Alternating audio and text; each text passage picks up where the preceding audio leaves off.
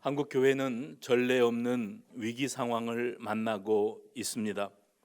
안 그래도 현대 교회는 우리 한국 교회만 가지고 있는 아주 소중한 전통들을 하나씩 둘씩 상실하고 있었던 참이었는데, 거기에다가 이제 이 코로나 바이러스 사태로 말미암아 이제 이 공적인 예배, 현장 예배가 위축될 수밖에 없고, 그리고 영상 예배라고 하는 이 새로운 세계가 열려지게 되어지는 것을 보면서, 그동안에 우리가 예배는 당연히 예배당에 가서 드리는 것이라 여겼던 모든 대전제가 여지없이 무너지는 이런 교회의 위기 상황, 예배의 위기 상황을 맞닥뜨리게 된 것입니다. 우리 한국 교회는 교회가 가지고 있는 소중한 전통이라는 것이 있습니다. 새벽 예배를 시행하는 교회는 한국 교회밖에 없다고 늘 그랬어요.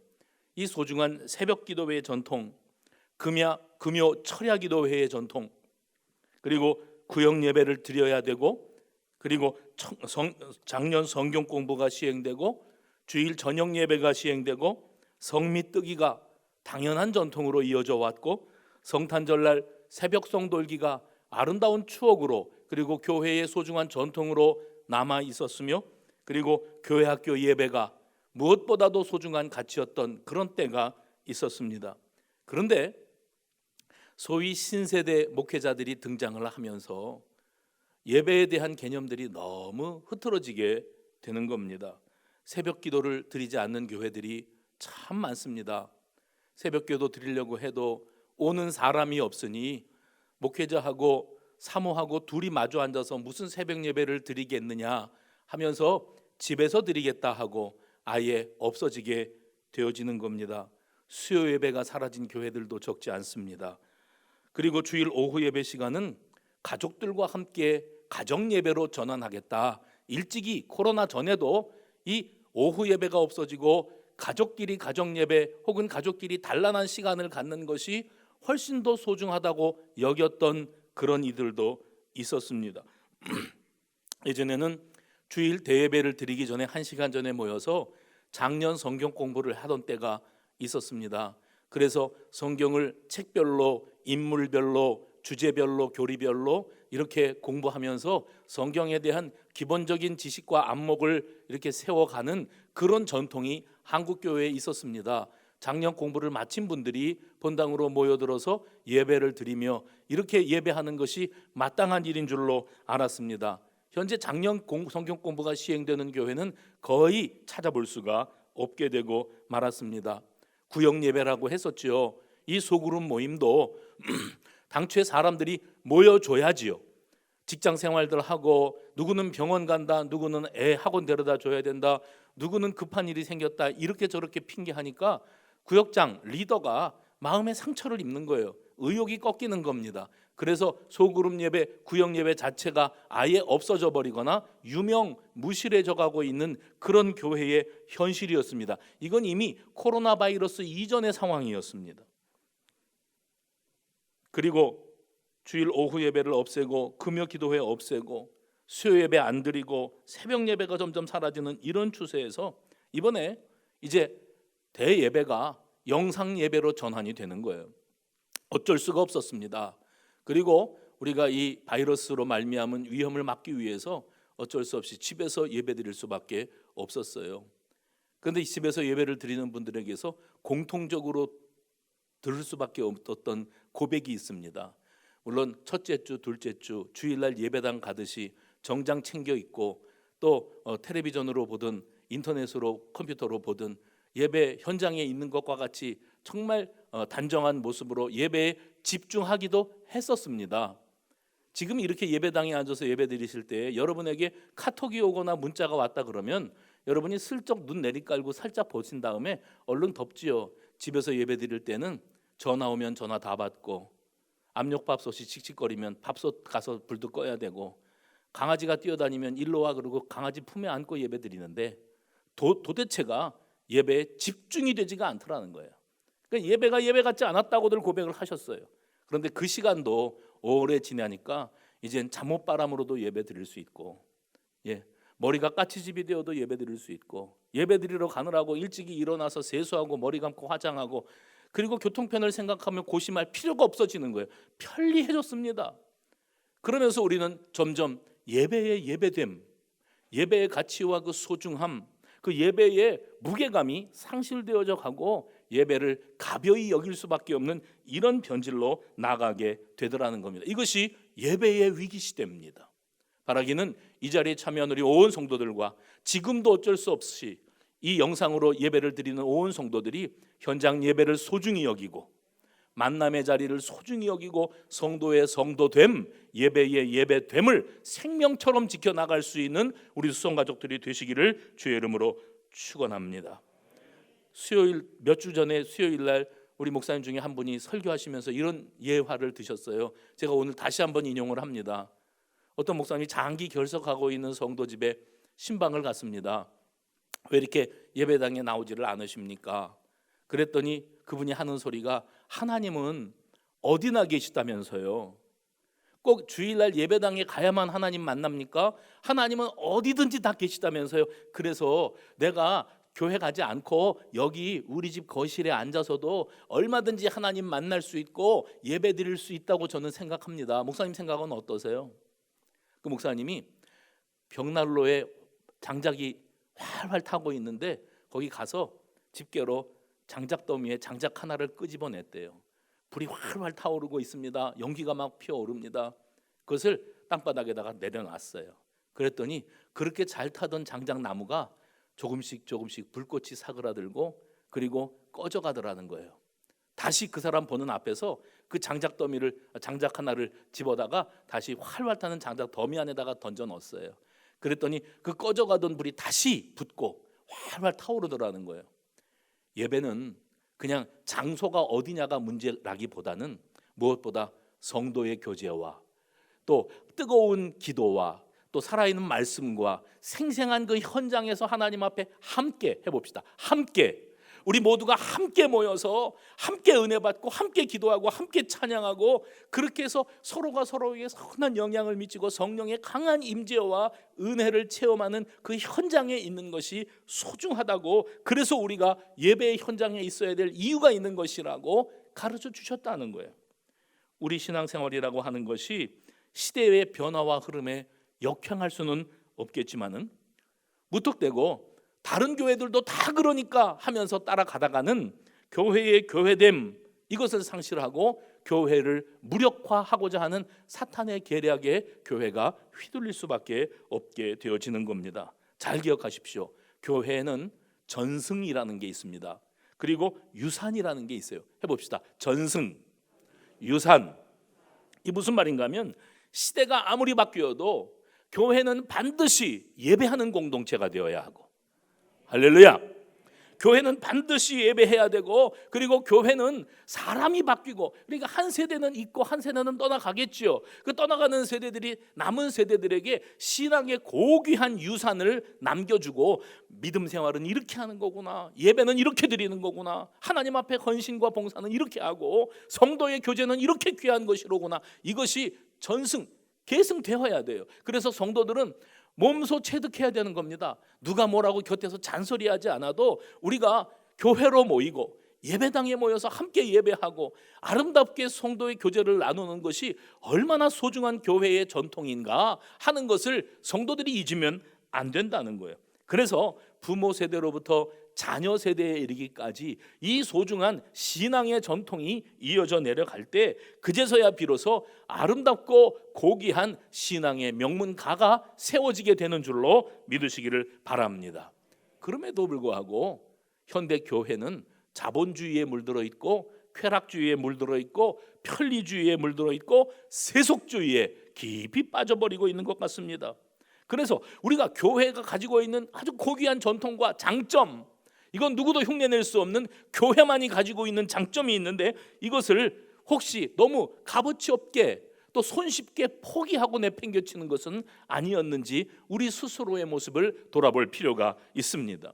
오늘 본문은 우리 예수님의 탄생, 그러니까 예수님의 탄생 때의 이야기는 아기 예수의 이야기예요. 그런데 오늘 누가복음 2장에 등장하는 이 장면은 아기 예수의 이야기를 뒤이어서 어린이 예수, 어린이 예수의 모습이 우리들 앞에 펼쳐지고 있는 모습입니다. 40절 말씀해 보면 예수님의 성장 과정을 이렇게 표현하고 있습니다. 아이가 자라며 강하여지고 지혜가 충만하여 하나님의 은혜가 그의 위에 있더라. 누구 위에요? 예수님 위에 하나님의 은혜가 임하여 있었다. 바로 뒷장이 누가복음 3장인데 누가복음 3장에는 좀 더 장성하신 예수님께서 이제 세례 요한에게 세례 받으시는 장면이 등장을 합니다. 3장 21절 보면 예수님 세례 받으실 때 이렇게 되어 있어요. 성령이 뭐같이요? 비둘기 같은 형체로 그의 위에 강림하시더니 하늘로부터 소리가 나기를 너는 내 사랑하는 아들이라 내가 너를 기뻐하노라 하시니라. 여기에 성령이 비둘기 같은 형체로 그의 위에 강림하시더니, 해봅시다. 성령이 그의 위에 강림하시더니, 예수님 위에 성령이 강림하셨대요, 세례 받으실 때. 그런데 예수님 위에 무언가 임하시는 모습은 여기가 처음이 아닙니다. 오늘 우리가 보고 있는 이 본문 말씀에 보면 2장 40절 말씀에 하나님의 은혜가 그의 위에 있더라. 그러니까 우리 예수님에게는 항상 하나님의 은혜가 임하고 있었고 성령이 임하셨는 줄로 믿으시기를 바랍니다. 그러니 이렇게 특별한 배경 속에서 성장하는 어린이의 모습은 이전에도 찾아볼 수가 없어요. 구약 성경을 우리가 잘 압니다. 구약 성경을 묵상하면서 우리는 모세의 어린 시절, 야곱의 어린 시절, 요셉의 어린 시절, 다니엘의 어린 시절의 모습들을 공부하였고 익히 잘 알고 있었습니다.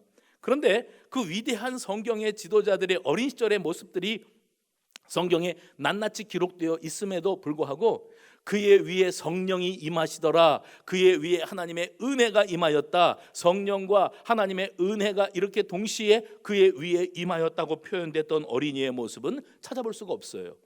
그렇기 때문에 우리 예수님의 어린 시절의 모습은 남다른 모습일 수밖에 없었다고 말씀드릴 수가 있습니다. 은혜를 받고 성령이 그 위에 임하시는 어린 예수님은 이제 유월절 명절 때가 되어서 자기 부모님과 일가 친지들과 그리고 동네 사람들과 함께 예루살렘 성으로 향하고 있었습니다. 그러니까 이때 당시에 유월절 명절을 지키는 전통이에요. 나사렛 동네에서만이 아니고 온 사방에 흩어져 살던 모든 사람들이 유월절 명절이 되면 예루살렘 성으로 들어서는 겁니다. 그러니까 한 가정에 엄마와 아빠와 아들 12살 먹은 아들만 세 식구가 출발한 게 아니고 그와 관련되어 있는 일가 친지들, 형제간들 누구라 그러면 다 알만한 사람들이 모여서 게다가 이웃 사람들까지 다 같이 한꺼번에 큰 무리를 지어서 예루살렘 성으로 이 명절을 지내기 위해서 단체 이동을 하고 있었다는 이야기입니다. 그때 예수님의 나이 12살이었다고 했는데 절기 행사들을 다 마치고 돌아갈 때 아이 예수는 예루살렘에 머물렀더라. 43절에 이렇게 기록되고 있습니다. 누가가 이 상황을 묘사하면서 어떤 것을 은연중에 강조하고자 하는가 하면 예수 12살 된 아이 예수가 예루살렘 성에 그냥 머물러 있었던 것은 부모가 어디에 갔는지 몰랐기 때문에 예배당에 그냥 남아있을 수밖에 없었다, 그런 차원이 아닙니다. 자기가 스스로 판단하고 결정할 수 있는 배경 속에서 12살 예수가 스스로 성전에 남기로 했다는 거예요. 그런데 부모는 가족끼리 움직이는 게 아니라 집단으로 무리지어서 움직이고 있었기 때문에 자기 아들 예수가 당연히 12살 먹었으니까 자기가 마음대로 자유롭게 움직일 수 있지 않습니까? 당연히 부모를 따라 이웃과 가족들을 따라서 함께 이제 본향으로 돌아가고 있는 그 무리 속에 있으리라고 여겼습니다. 그런데 하루길을 가서야 비로소 우리 예수 어디 있지? 찾기 시작했다는 거예요. 사람들에게 물었습니다. 아무도 본 사람이 없다는 거예요. 우리가 하루길을 오도록 예수가 어디에서 뭘 하고 있는지 신경 쓰는 사람이 아무도 없었어요. 그래서 이 부모가 당황하는 마음으로 다시 예루살렘 성으로 거슬러 올라가는 겁니다. 성에서 내려오는 사람들마다 예수의 모습을 사람들에게 이렇게 표현을 하면서 이렇게 생긴 아이 본 적이 있느냐고, 우리 아들 본 적이 있느냐고 물었습니다. 이렇게 해서 드디어 예루살렘 성으로 도로 들어서는 거예요. 그리고 46절에 보면 사흘 후에 성전에서 예수를 만났다 이렇게 되는 거 보니까 성전에 예루살렘 성에 들어와서도 이틀을 더 찾아 헤맸다는 이야기가 됩니다. 거기서 만난 예수, 12살 된 예수는 엄마 아빠를 놓친 미아가 된, 그래서 엉엉 울고 당황하고 있는 그런 아이가 아니었어요. 12살 된 아이가 울며 불며 부모를 찾아 헤매이는 게 아니고 46절에 이렇게 되어 있습니다. 그가 선생들 중에 앉으사 그들에게 듣기도 하시며 묻기도 하시니. 태연합니다. 자연스럽습니다. 그리고 성전에서 하고 있는 일은 뭐냐? 우리 엄마 좀 찾아주세요가 아니에요. 묻기도 하고 대답도 하고, 질문을 받으면 대답도 잘하고, 대답한 다음에 또 질문이 들어오면 자기도 또 질문하고 대답하고, 이렇게 교육을 받고 있었습니다. 여러분, 역사를 보면 당시에 유대 랍비들이 학생들을 지도할 때에 학생들을 가르치는 방식이 주입식 교육이 아니었어요. 문답식 교육이었습니다. 그러니까 이것은 회당 교육의 전통이라고 말씀드릴 수가 있습니다. 우리 아이들이 요즘에 학교회를 가지를 못하고 있죠. 이제 곧 학교가 열리겠습니다만은 학교에 가지 않으니까 생각지도 않았던 영상 수업이 이제 진행이 되는 겁니다. 우리 교회도 선생님들 많이 계시는데 아주 고생들이 많으시더라고요. 그런데 문제는 부모들입니다. 이 아이들이 학교에 안 가면서 집에서 시간이 되면 컴퓨터 켜고 영상으로 수업을 듣는데 그 수업이 아니더라는 거예요. 엄마들만 신경이 곤두서고 걱정스럽지 아이들은 컴퓨터만 켜놓고 딴짓하기가 일수더라는 겁니다. 그러니까 자기 할 거 다 해가면서, 그러면서 컴퓨터만 켜놓고 출석 체크만 하면 되는 이런 수업이니까 대면이 되어지지 않으니까 선생님들은 선생님들대로 애들 통제가 안 되고, 아이들은 아이들대로 선생님 하시는 말씀에 집중도 안 되고, 그러니까 진도도 제대로 안 나가고, 그냥 교육부에서 그렇게 하라니까 하기는 하는데 모든 게 익숙하지가 않고 불편하기 짝이 없는 거예요. 그래서 교육은 교육 현장에서 이루어져야 되는 겁니다. 학교가 있는데 왜 애들을 학교로 보냅니까? 그동안 우리가 왜 애들을 학교에다 보냈습니까? 교실에서 우리가 해왔던 전통 아닙니까? 교실에서 선생님하고 얼굴을 맞대고 아이 컨택을 하면서 선생님은 아이들에게 질문을 하고, 산만한 아이들이 있으면 또 절제도 시키고 훈계도 하고 벌도 세우고, 또 공부 잘하고 말 잘 듣는 아이들 칭찬도 하고 해가면서 진도가 나가는 건데, 지금 그 상황은 상상을 할 수가 없다는 거예요. 그저 서로 마주만 보고 있을 뿐이지 선생님은 선생님대로 애로가 많고 애들은 애들대로 집중 못하고 제일 고생하는 게 엄마들이 고생하는 겁니다. 애들이 집에 있으니까 밥값이 그렇게 많이 나간다면서요. 끼니 때마다 고기를 헤매겨야 된다면서요. 애들이 집에 있으니까 엄마들이 얼마나 고생들이 많아요. 그러니까 빨리 학교 좀 갔으면 좋겠다. 그것은 뭐냐면 학교가 물론 애들을 돌봐주는다는 차원에서도 소중한 의미가 있습니다만 얘네들이 공부 같은 공부를 하려면 학교에 가서 해야 되는 거예요. 요즘에 재택근무들 많이 하시죠. 그래서 여러분 재택근무를 하시면서 야, 직장 생활을 이렇게 편리하게 할 수 있네. 왜요? 출근 시간이 있고 퇴근 시간이 있었는데 이제 그런 게 없어졌잖아요. 그러니까 편리합니다. 내가 아침에 일찍 일어나가지고 출근하는 거리를 생각하고 먼저 씻고 밥 먹고 치장하고, 그리고 교통편을 이용해서 직장에 도착할 때까지 걸리는 그 수고와 여러 가지 어려운 애로들이 있었는데 다 생략되고 그냥 눈 뜨면 거기가 직장이에요. 컴퓨터만 켜면 직장이고 업무를 볼 수가 있는 거예요. 긴장감이라는 게 있습니까? 그리고 처음에는 그래도 복장이라도 어느 정도 갖추고 했는데 그냥 머리 부시시해서 잠옷바람으로도 근무를 할 수 있다는 거예요. 그게 어떻게 직장 생활이겠습니까? 그게 어떻게 소통이 되겠습니까? 제대로. 마찬가지로 예배는요. 공부는 학교에서, 예배는 예배당에서. 아멘입니까? 그게 정상이에요. 그게 정상입니다. 그동안에 우리가 이 바이러스 하나 때문에 얼마나 마음을 고생들을 했고 얼마나 불편하게 살았습니까? 우리 아이들이 학교로 돌아가고 우리 성도들이 예배당으로 돌아와 하나님과의 생생한 만남, 할렐루야, 그 만남들이 회복되는 은혜가 있기를 간절히 바랍니다. 어쨌든지 예수는 회당에서 랍비들과 주고받는 대화, 문답식으로 교육을 하는데 랍비들이 이때 당시에 아이들을 지도하는 방식이 어떠하였는가 하면 아이들에게 질문할 때 그냥 고정되어 있는 답을 뽑아내기 위한 질문이 아니었어요. 사고의 체계를 넓히기 위한, 그 질문을 던져놓고 답이 나오면 잘했다 그러고 끝나는 게 아니라 한 번 더 생각해 보게 하고, 그리고 더 창의적인 대답이 나오면은 그것을 칭찬해주고 하는 이런 문답식 교육이 진행되고 있었습니다. 특별히 오늘 본문에 보면 12살 된 예수와 대화를 나누고 있던 교사들, 랍비들이 예수에게 뭔가 질문을 던졌는가 봐요. 그런데 12살짜리 유대인 아이들이라면 이렇게 교과서적인 대답을 할 줄로 알고 질문을 던졌는데 굉장히 지혜로운 대답이 나왔대요. 구체적인 내용은 나와 있지 않기 때문에 우리가 뭘 질문을 했고 예수님이 뭐라고 대답했는지는 정확히 알 수는 없습니다. 다만 그 지혜로운 대답을 듣고 사람들이 탄복을 금치 못하고 있었다는 사실은 우리가 확실히 알 수 있어요. 그런데 그 어린 예수가 가지고 있었던 그 지혜, 그 지혜의 근원이 무엇인가, 얘는 왜 이렇게 남다른 면이 있는가 했을 때 우리는 압니다. 그에게 성령이 위에 머물러 있었고 그의 위에 하나님의 은혜가 임하였더라.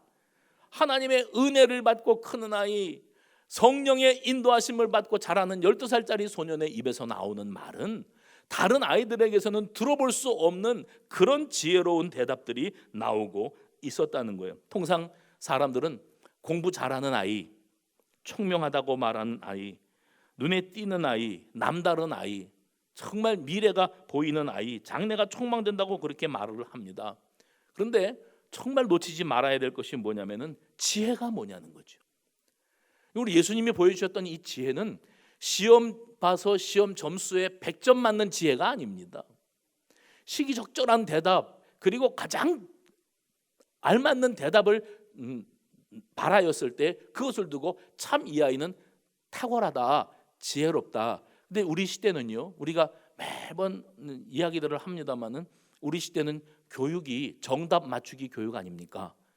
학원을 보내든 학교를 보내든 아이들이 뭘 하든 정답 맞추기 교육입니다. 그래서 시험 봐서 100점 맞으면 그 아이는 장래가 촉망되지요. 그 아이는 명문학교에 갈 만한 아이입니다. 나중에 대기업에 들어가서 성공할 겁니다. 우리는 그렇게 압니다. 시험만 보면 시험을 잘 보는 아이, 시험 잘 보는 기계로 아이들을 키워내면서 그 아이가 똑똑하다고 말하는 거예요. 근데 그런 아이가 지혜롭다고는 말하지 않습니다. 왜요? 우리 사회가 이렇게 부패하고 질서가 무너지고 상식이 통하지 않는 사회가 된 이유가 이 공부 잘하는 사람들이 부족해서가 아닙니다. 공부만 잘하는 사람들로 만들어놨기 때문이에요. 그래서 그 사람들이 거의 법조계로 나가면 정치계로 갑니다. 요즘에 보니까. 그러면 나라를 다스리고 전체적인 것들을 통치하는 그 지도자 자리에 있는 사람들이 다 법을 공부한 사람들이고, 그리고 이 학교 다닐 때 공부 탑을 달리던 사람들이고 또 부잣집 자제들입니다. 근데 이 아이들이 커서 나라의 중심적인 역할을 감당할 때 그 인품이 어떠하냐는 거예요. 그 인생 인격이 어떠하고 그 품격이 어떠하고 사람 됨됨이가 어떠하느냐 했을 때에는 인간이 되지 않은 공부 잘하는 아이들, 인격적으로 성숙하지 않고 상식이 통하지 않은데 공부를 잘했던 아이들이 지도자가 되니까 나라가 이 꼴이 되어지는 겁니다. 그래서 정말 중요한 건 지식이 부족해서 문제가 아니라 지혜가 부족한 게 문제지요. 근데 그 지혜라고 하는 것은 성령을 통하여 주시고 하나님의 은혜를 제대로 받아야 이 아이들이 지혜로운 아이들이 되는 줄로 믿으시기를 바랍니다. 우리 아이들을 지켜보면서 안타까울 때가 있어요. 성경 고사 대회에 나가서 100점 맞아가지고 금상 은상 타고 오는 아이들은 공부를 잘하는 아이고 교회에서 우등생들입니까?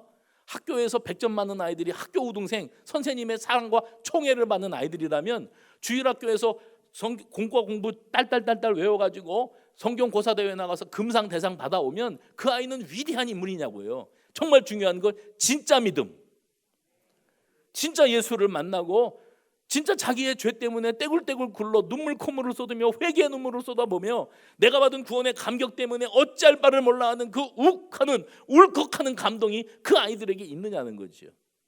우리 아이들을 공부하는 기계로 만들 게 아니라 하나님을 제대로 만나고 은혜를 제대로 받는 아이들로 키워내는 지혜가 우리에게 있기를 바랍니다. 예수의 위에 하나님의 은혜가 임하더라, 세례 받으실 때 비둘기 같은 성령이 그 위에 임재하시더라 하는 것이 그 아이가 지혜롭게 크고 남다른 모습으로 자라나는 근간이 되었다고 하는 사실을 기억하는 우리 모두가 되어지기를 바랍니다.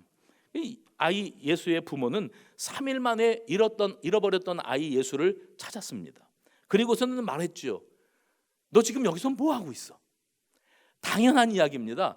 여기 성경에는 아주 점잖하게 써놨어요. 뭐라고 했냐면, 아이야, 어찌하여 우리에게 이렇게 하였느냐? 보라, 내 아버지와 내가 근심하여 너를 찾았노라. 이건 점잖하게 표현한 겁니다. 실제로 이렇게 말하지 않았을 것 같아요. 너 지금 여기서 뭐 하는 거야? 엄마 아빠가 너를 얼마나 찾았는지 알아? 너는 걱정도 안 돼? 만사태평이냐? 어떻게 애가 이렇게 생각이 없냐? 그리고 두들겨 팼을 것 같아요. 그게 정상입니다. 실제로 예수님의 엄마가 아이야, 왜 이렇게 하였느냐 이렇게 얘기했다고 성경에는 써 있지만, 그때 상황을 우리는 충분히 상상을 할 수가 있어요. 네가 나이가 한두 살이냐, 12살이나 먹어가지고 엄마 아빠 알아서 따라와야지, 내가 너 손까지 붙잡고 다녀야 되냐, 이런 소리가 막 나올 때, 그때에 예수님은 뭐라고 대답을 했습니까? 여러분, 사실 이 아이가 12살이 아니라 유치부 정도라면, 그리고 이제 막 걸음마나 떼고 있는 아이라면, 이제 막 걸음마 배우는 아이들 잃어버리기 딱 좋습니다. 왜요? 직진이니까. 부모가 어디 있는지는 신경도 쓰지 않으니까. 그러니까 그런 아이라면 아이를 꼭 붙잡고 다녀야 되겠죠. 그러나 지금 이 아이가 12살입니다. 초등부입니다. 5학년이나 혹은 6학년쯤 되었을 그런 나이예요. 그러니까 자기가 말할 수 있고 판단할 수 있고 자유롭게 움직일 수 있는 그런 아이라는 거예요. 엄마의 말을 듣고 아이 예수는 대답했습니다. 어찌하여 나를 찾으셨나이까? 내가 내 아버지 집에 있어야 될 줄을 알지 못하셨나이까? 부모는 이 아이가 하는 말이 무슨 뜻인지 깨닫지 못하였더라. 성경은 이렇게 말하고 있습니다. 그런데 오랜 기간 동안 신학자들이 이 구절을 가지고 아주 연구를 많이 했어요. 내가 내 아버지 집에 있어야 될 줄을 알지 못하셨습니까? 이게 무슨 의미가 있는 말이었을까? 여기에 대한 많은 신학적인 해석이 있고 연구가 있었습니다. 그런데 이 아이를 잃어버린 부모가 이 아이를 어디서 찾았는가 했을 때, 성전, 그것도 하나님의 집에 있었다는 점을 염두에 놓고 이 말을 우리가 다시 묵상할 볼 필요가 있다는 데에 이견이 없습니다. 장소에 중점을 둬야 된다는 거예요. 이 내가 내 아버지 집에 있어야 될 줄을 알지 못하셨나이까? 라는 구절을 우리가 해석하고자 할 때 이건 장소를 봐야 된다. 다시 말하면 예수는 어디서 발견되었는가? 나사렛이 아닙니다. 예루살렘입니다. 우리 예수님이 장차 이 예루살렘 성에 입성하시고 그곳에서 고난과 죽음을 당하시게 되어지지요. 예루살렘 성에 예수님이 계셨고, 예루살렘 성 중에서도 예루살렘 성전에 계셨어요. 여기에 특별한 의미가 담겨 있다는 겁니다. 성전에 계셨다고 하는 점은 하나님의 계시, 하나님에 대한 지식, 그리고 오늘 각주에도 밑에 나옵니다만은 하나님과 관련된 어떤 일에 연관이 있다 하는 점을 부각시키기 위해서 예수가 성전에서 발견되었다, 이것을 누가는 강조하고 있다는 겁니다. 아이 예수가 내가 성전에 있어야 될 줄을 모르셨습니까? 이렇게 말하지 않았어요. 내가 내 아버지 집에 있어야 될 줄을 알지 못하셨습니까? 이렇게 말했어요. 이거 굉장히 중요한 차이입니다. 성전에서 발견된 예수가 내가 성전에 있어야 된다는 생각을 왜 못하셨어요? 엄마 아빠는 이렇게 말하지 않고 내가 내 아버지 집, 성전은 아버지 집이에요. 여러분, 유대인들은 성전, 예루살렘 성전에 대해서 특별한 의미를 부여하는 사람들입니다. 하나님의 집입니다. 성전은 누구 집이에요? 하나님의 집.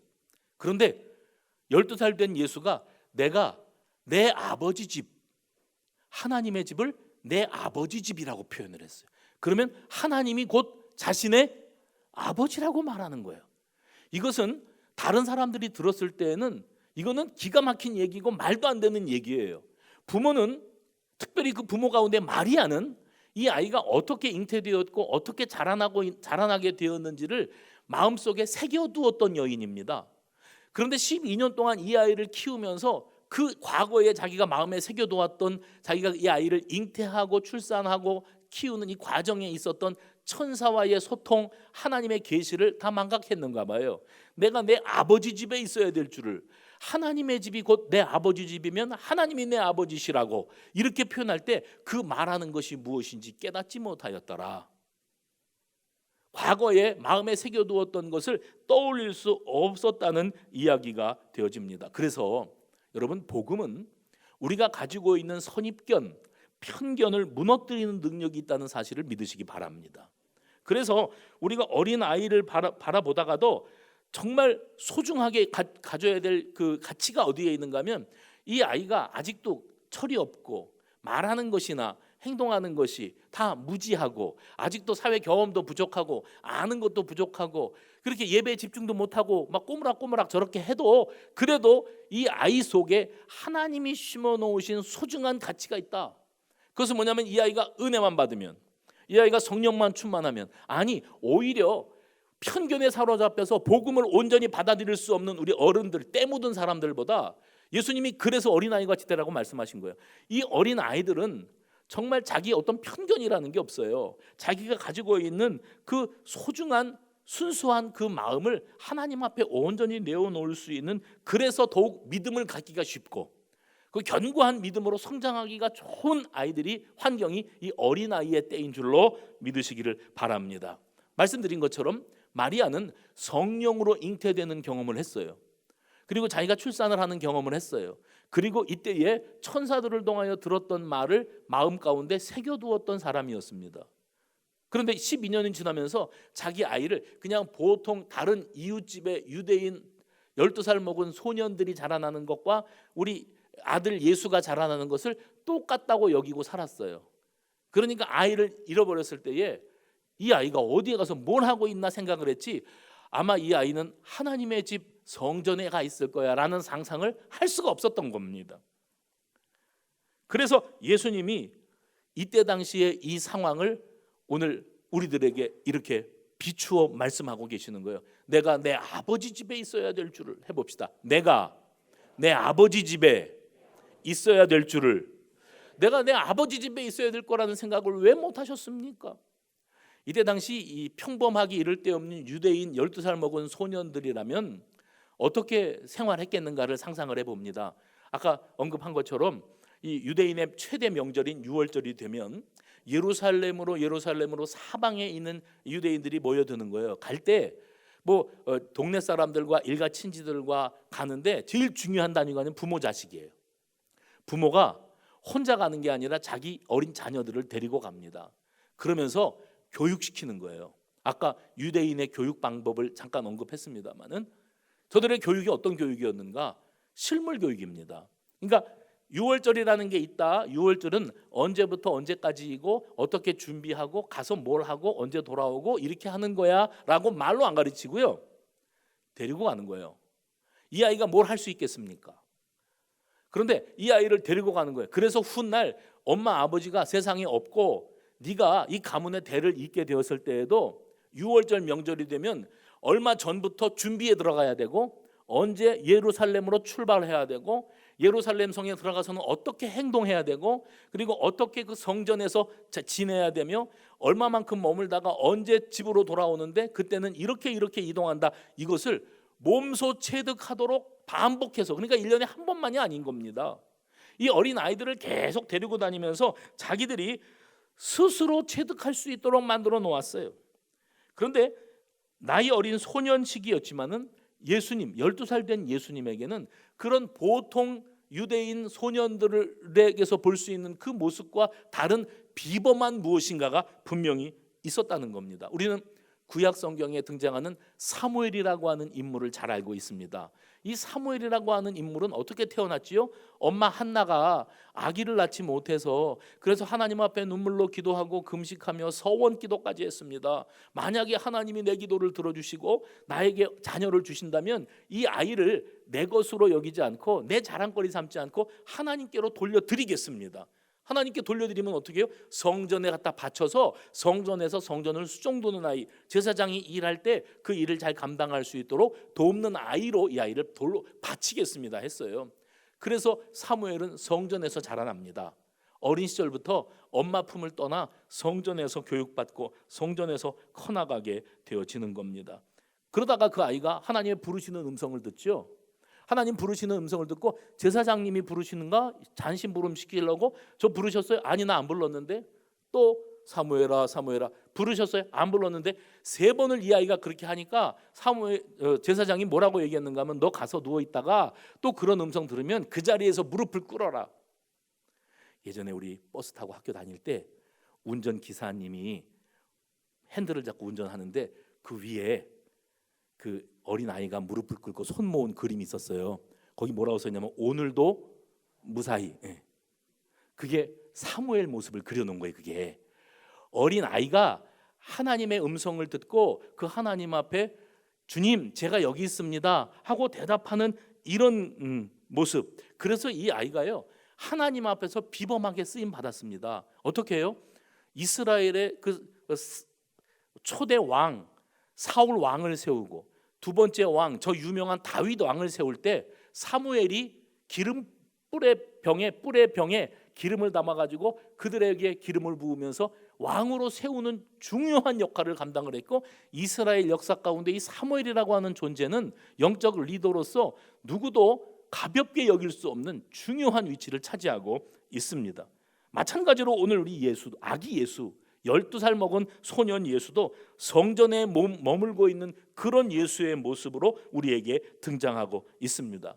질문을 받고 대답을 하고 또 자기도 질문을 하고 대답을 듣고 교훈을 받고 하는 이런 모습. 장차 구원자로서 그분이 감당하셔야 될 이 구원자로서의 사명 감당에 얼마나 중요한 역할을 감당해야 되는지 결정적인 역할, 대속 제물로 자신을 바치셔야 되는 이러한 중요한 역할을 오늘 이 대화 속에서 암시적으로 우리 소년 예수가 우리에게 보여주고 있는 겁니다. 그리고 동시에 부모가 고향으로 간다고 식구들과 함께 떠나는데도 그것을 생각할 겨를이 없을 만큼 이 말씀 듣는 일, 말씀 나누는 일에 집중하고 살아가고 있는 이 모습에서 우리는 성전 예배가 얼마나 소중하고 성전 모임의 가치가 얼마나 귀한 것인지를 소년 예수를 통하여 다시 한번 깨닫게 되어지는 겁니다. 반복적으로 일상적으로 드리는 주일 예배의 의미를 뛰어넘는 무엇인가가 이 성전 예배에 있는 겁니다. 그래서 여러분 하나님의 성전에 머무는 것, 이 아이들이 내 아버지 집에 머무는 것이 얼마나 소중한지를 알아야 하고 우리 모든 성도들이 내가 내 아버지 집에 달려가서 내 아버지 성도들과 함께 내 아버지 앞에 경배와 찬양과 영광을 올려드리는 일이 얼마나 소중한 일인지를 깨닫는 이 시간이 되시기를 주의 이름으로 축원합니다. 2주 전인가요? 국민일보 저게 배달되는 신문을 읽으면 이제 국민일보는 그 순복음 교회에서 만드는 신문이니까 아무래도 좀 이렇게 기독교적인 색채들이 좀 많이 나옵니다. 아예 별지로 기독교 관련 기사들도 따로 나오고요. 거기에 이제 목사님들 설교도 실리고 칼럼도 실리고 하는데 이름을 대면 알만한 목사님이 칼럼을 쓰셨어요. 근데 그 칼럼의 내용이 제목이 뭐냐면 때문에와 덕분에였습니다. 제가 그것을 메모를 해놨어요. 이분이 참 중요한 얘기를 하셨다 한 의미가 있어서 그걸 메모를 해놨다가 여러분에게 인용을 합니다. 이번에 코로나 바이러스 때문에 이런저런 일들이 벌어지고 있는데 과거 예루살렘 교회도 핍박 때문에 성도들이 한 곳에 모여 예배드릴 수 없게 되어지는 그런 아주 힘든 상황들이 있었다는 거예요. 그래서 뿔뿔이 흩어질 수밖에 없었는데 핍박으로 말미암아 뿔뿔이 흩어진 성도들이 사마리아 지경으로 가서 하나님의 복음을 증거하게 되어지는, 그래서 이 핍박 때문에 예배를 못 드렸고 그래서 쫓겨갈 수밖에 없었지만 핍박 덕분에 복음은 한 곳에 모여 있는 것이 고여 있는 것이 아니고 널리 퍼져나갈 수가 있게 된 일이 교회 역사에 있다. 이렇게 말씀하시면서 이번에 우리도 코로나 때문에 이게 많습니다. 코로나 때문에 목숨을 잃고 코로나 때문에 사회가 마비되고 코로나 때문에 직장을 잃고 경제가 엉망이 되고 코로나 때문에 예배 잘 드리던 이들이 예배 현장에서 떠나갈 수밖에 없게 되었습니다. 비극이지요. 아픈 이야기입니다. 반면에 코로나 덕분에 이번에 이단 신천지가 우리가요 한국 교회가 이 신천지 이단 때문에 몸살을 앓았습니다. 오래되었습니다. 그리고 뭐 CBS 방송국 같은 데는 신천지의 실체를 밝힌다고 그러고 다큐멘터리를 만들고 유튜브에다가 영상을 올리고 신문지상에서 국민일보 막 고소를 당하고 싸우고 별 난리가 났는데 세상 사람들은 그런 일이 있었는지도 모릅니다. 왜냐하면 기독교에 대해서 관심도 없고 신천지든지 뭐 구천지든지 있든지 없든지 상관도 없는 사람들이니까. 그러다가 이번 참에 코로나 덕분에 신천지가 얼마나 저질 이단이고 얼마나 거짓말쟁이들이고 지금 여기에서 얼굴이 빨개지는 분들은 수상한 거예요. 얼마나 사기꾼 집단이고 얼마나 거짓말을 밥 먹듯 하고 얼마나 어리석고 미련한 집단들인지 얼마나 엉터리 같은 소리들만 하고 앉아있는 집단인지 이것을 코로나 덕분에 온 세상 사람들이 저절로 알게 되었어요. 또 코로나 덕분에 사람들이 얼마나 오만했습니까? 오늘도 우리 장로님 기도했습니다마는 사람들이 최첨단 과학 문명을 자랑하고 컴퓨터만 있으면 또 인공지능만 있으면 무엇이든지 안 되는 게 없을 줄 알았어요. 그러니까 우리가 원하는 거는 뭐든지 통제가 가능하고 만들어낼 수 있는 그런 시대가 되었다고 여겼는데 그 바이러스 보이지도 않는 그 자그마한 바이러스 그것 때문에 온 세계가 스톱된 겁니다. 우리가 얼마나 연약하고 미련한 존재였는지를 단번에 하나님께서 우리에게 드러내 보이시는 거예요. 이번에 코로나 덕분에 어떤 나라가 선진국이고 어떤 나라가 후진국인지가 드러나게 되었습니다. 그 지도자들이 참 대단한 리더십을 가지고 있는 것처럼 보였지만은 실상은 알고 보면 이 사람들도 인간일 뿐이에요. 판단하는 데 한계가 있고 뭐 자기들 입장을 세우고 국민들의 안위와 건강과 목숨을 생각하기보다는 뭐 자기들의 경제 생활이라든가 나라가 세운 큰 어떤 행사들을 이어가는 이런 일들에 연연하다가 지금 된통당하고 있는 겁니다. 이게 다 코로나 덕분에 돈과 권력보다 더 중요한 무엇인가가 있다는 사실을 알게 되었고, 그리고요 뉴스를 보니까 저 베니스 같은 데는 수로가 이렇게 있고 배 타고 놀이하는 그런 아름다운 도시라는데 그동안에는 사람들이 보트 타고 다니고 배 노젓고 다니고 하면서 그 수상 도시를 관람하고 하는데 난리가 났었는데 사람들이 못 나오는 거예요. 안 돌아다니고 바다가 배가 안 돌아다니까 잔잔해지고 그리고 파랗게 투명한 바다가 되니까 거기에 돌고래가 돌아오고 팔뚝만한 생선들이 헤엄치는 모습이 보이더라는 거예요. 뉴스들 못 보셨어요? 예? 도로에 오리떼가 다니고 양무리가 몰려다니고 하늘은 파랗고 중국 하늘이 그렇게 맑아지니까 우리 하늘도 그렇게 맑아져서 다 이게 코로나 덕분에 우리가 깨닫는 겁니다. 뭐요? 하나님이 만드신 창조 질서, 이 자연 질서가 그냥 가만히 내버려 두면 다 알아서 잘 돌아가는데 이걸 건드려 놓고 우리 잘 먹고 잘 살겠다고 해집어 놓으니까 우리가 망쳐 놓은 자연이 우리에게 이렇게 돌아오는 겁니다. 얼마나 고통스럽고 얼마나 힘든 시간들을 보내면서 우리는 비로소 깨닫는 거예요.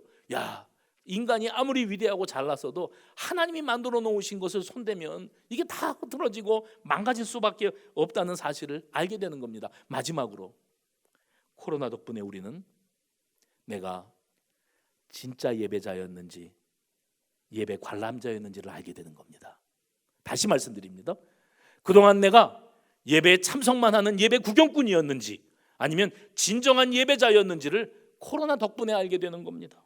소년 예수, 12살 된 소년 예수의 모습은 참된 성전의 모습은 어떠해야 되며 참된 예배자의 모습은 어떠해야 되는지를 깨우쳐주고 있는 거예요. 내가 내 아버지 집에 있어야 되는 줄을 생각하지 못하셨습니까? 우리가 가지고 있는 선입견과 편견 그리고 습관적 종교 행위, 반복되고 습관적으로 하던 이 종교 행위에 머물지 말고 이제는 눈을 뜨라는 거예요. 이제는 진정 아버지의 집에 왔으면 아버지를 만나라는 거예요. 우리 12살 된 예수가 가르쳐주는 교훈을 가슴에 새기는 이 아침이 되시기를 바랍니다. 또한 예수의 부모뿐만 아니라 오늘 우리 부모된 모든 이들이 내 자녀에 대한 내 나름대로의 편견으로 이 아이를 바라보면 안 돼요. 하나님의 위대하신 계획을 보는 눈이 열려지게 되시기를 바랍니다. 분명한 것은 이 아이는 내 것이 아니었으며 내 것이 될 수도 없었고 내가 계획해 놓은 대로 내 뜻대로 살아갈 수 없는 아이요 오로지 하나님의 자녀, 하나님의 소유된 백성이라고 하는 사실을 잊으면 안 됩니다. 그래서 오죽하면 12살 예수가 우리에게 훈계하겠습니까? 그 부모에게 사랑하는 어머니, 사랑하는 내 아버지, 내가 내 아버지 집에 있어야 된다는 사실을 왜 생각하지 못하십니까? 나는 늘 학원에만 가 있고 나는 늘 컴퓨터 앞에만 앉아 있어야 되는 아이입니까? 이 아이들은 예배당에 와야 하고 주님을 만나야 되고 은혜를 받아야 되고 성령의 붙들림 받고 성령의 통치를 받는 아이들로 자라날 때에 이 아이들이 이 땅 위에 존재하는 이유를 아버지께서 분명히 드러내시고 자연스럽게 아름답게 이 땅에 필요한 인물로 우리 아버지께서 세우실 줄로 믿으시기를 바랍니다. 그래서 어린이 주일은 늘 그래요. 우리 아이들을 하나님께 위탁 뭐 한다고요? 맡겨드리는 거예요. 주님께 이 아이를 내어드립니다. 한나가 사무엘을 하나님의 전에 바쳤듯 우리 예수님이 성전에 머물러 계셔야 했듯 우리가 주님 앞에 이 아이를 맡겨드리고 주님 이 아이에게 필요한 것은 탁월한 능력과 좋은 머리, IQ가 좋은 것이 아니고 이 아이에게 필요한 것은 하나님의 은혜를 아는 겁니다. 이 아이는 성령에 충만한 아이가 되어지는 겁니다. 이 고백으로 나갈 때 주님이 우리 가정에서 양육되는 보배로운 아이들이 위대한 인물로 자라나도록 이끌어 가실 줄로 믿으시기를 바랍니다. 감사의 고백입니다. 우리 가정에 소중한 자녀를 주셔서 아버지의 심정을 알게 하시니 그리 아니하실지라도 그럼에도 불구하고 다 이해할 수 없을지라도 감사합니다. 기도하겠습니다. 하나님 감사합니다.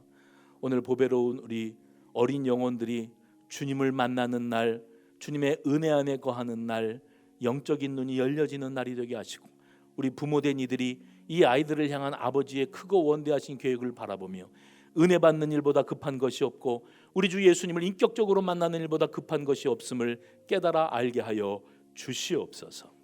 예수님의 이름으로 기도하옵나이다. 아멘.